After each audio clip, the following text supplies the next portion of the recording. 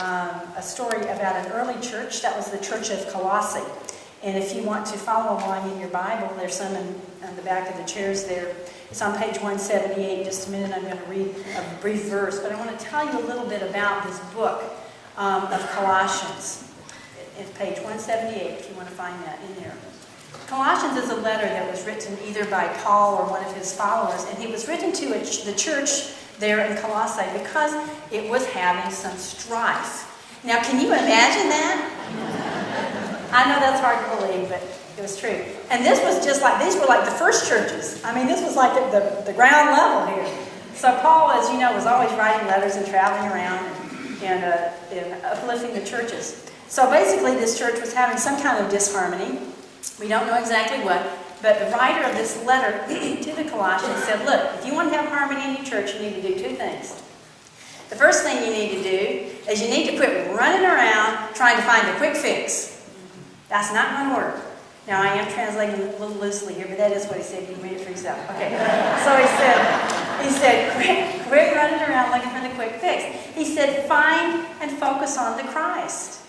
Focus on God's presence. There's one presence and one power in this universe and in your lives, and it's God. And focus on that because the power of God is with you and within you. Focus on that. And quit running around looking to these outer things to save you because it's not going to work.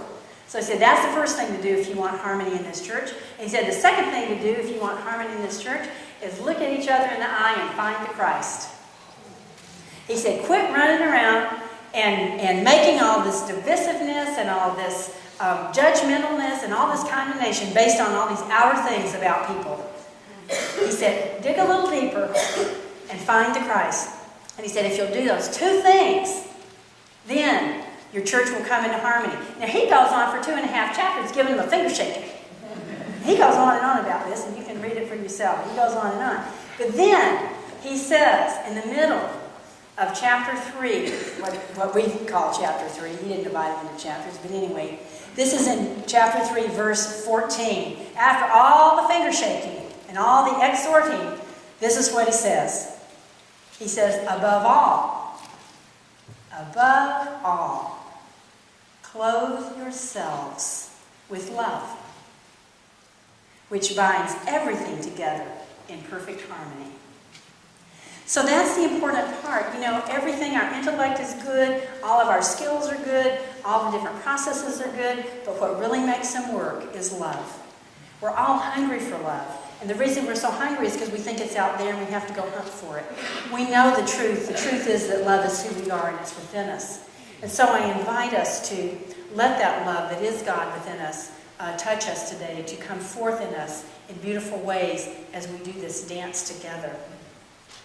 He also said, clothe yourselves in love. And that means it takes some effort. You know, it takes a little effort to get your clothes together, doesn't it? You have to go buy them or make them, or somebody's got to give them to you, and then you got to put them on, and then you got to wash them and clean them, and you got to store them, and it takes some effort to have clothes.